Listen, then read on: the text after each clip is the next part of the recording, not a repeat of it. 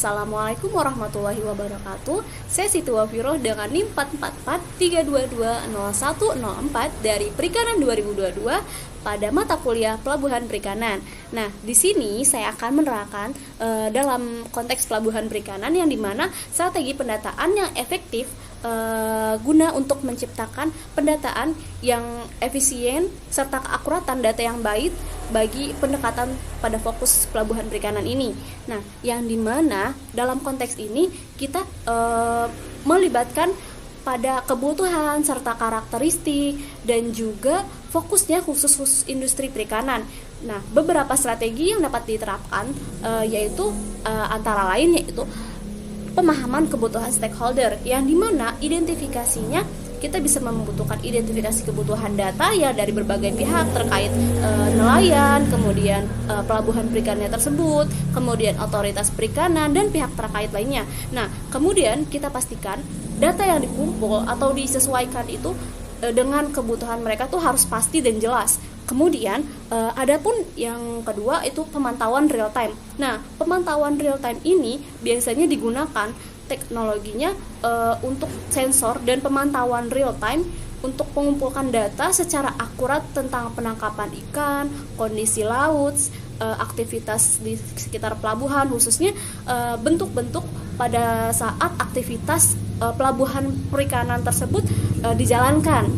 Kemudian adapun sistem informasi geografis atau SIG. Nah, manfaat SIG ini biasanya untuk memetakan serta menganalisis data geografis terkait perikanan seperti lokasi penangkapan, kemudian kondisi lautan, serta letak geografis dari pelabuhan tersebut.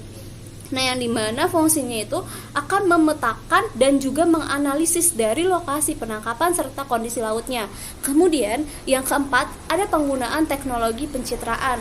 Nah, implementasi teknologi ini biasanya untuk mengidentifikasi serta mencatat jenis-jenis ikan yang tertangkap guna membantu meningkatkan presisi ataupun pendataan dari ikan yang tertangkap tersebut, sehingga pelabuhan tersebut dapat melihat secara rinci ikan-ikan yang masuk dan juga ikan-ikan yang tertangkap. Nah, kemudian yang kelima ada keterlibatan nelayan. Nah, yang dimana keterlibatan nelayan ini melibatkan nelayan dalam proses pendataan. Nah, mereka itu dapat memberikan informasi berharga tentang jumlah, jenis ikan, dan juga kondisi perairannya. Adapun kondisi serta jumlah ikan yang tertangkap itu harus langsung disetorkan di pelabuhan tersebut dengan melakukan pendataan pada informasi dari nelayan tersebut. Nah, kemudian ada yang keenam yaitu pelatihan dan juga edukasi. Nah, yang dimana pelatihan edukasi ini yaitu bentuk suatu kegiatan kepada nelayan khususnya serta staf pelabuhan mengenai bagaimana pentingnya keakuratan data dan juga cara mengumpulkan data secara benar dan logis serta akurat. Nah, yang ketujuh, adapun verifikasi data lapangan yang dimana lakukan verifikasi data ini langsung memastikan keakuratannya yang terkumpul pada informasi lapangan yang dilakukan pada pelabuhan perikanan. Jadi verifikasi data lapangan ini biasanya bisa menggunakan metode real time tadi, dan yang bisa dilakukannya yaitu memverifikasi data yang sudah masuk dari lapangan. Kemudian adapun yang kedelapan yaitu pemantauan kesehatan sumber daya perikanan. Nah, yang dimana integrasikan pemantauan kesehatan sumber daya perikanan ini termasuk ukuran populasi dan tingkat reproduksi untuk mendukung keberlanjutan perikanan.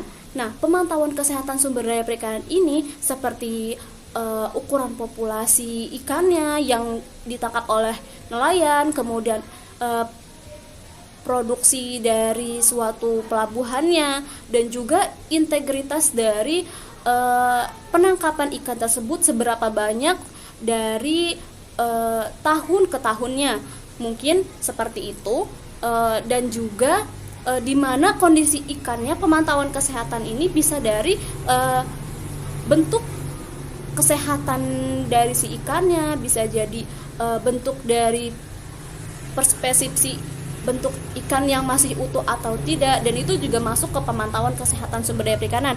Nah, kemudian ada pengelolaan limbah yang ke-9.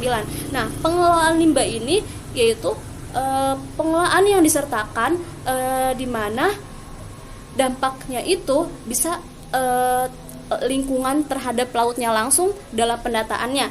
Nah, gunanya ini bisa membantu meningkatkan pemahaman tentang dampak ekologis dan kegiatan perikanan. Nah, seharusnya pengelolaan limbah ini dapat dilakukan di semua pelabuhan perikanan. Kemudian ada poin yang terakhir. Nah, poin yang terakhir ini atau audit rutin, yang dimana lakukan audit rutin setiap, mungkin bisa setiap bulan ataupun setiap tahunnya dalam pelabuhan perikanan, yang dimana audit rutin ini biasanya sistem pendataannya untuk memastikan keberlanjutan dan keakuratan data seiring waktu. Jadi seperti pendataan memastikan yang bagaimana setiap bulannya atau setiap tahunnya data tersebut lebih dipastikan untuk keberlanjutan serta keakuratan pada seiring waktunya. Kemudian dari strategi-strategi tersebut, penerapannya itu bisa dikombinasi dan membantu menciptakan sistem pendataan yang efektif.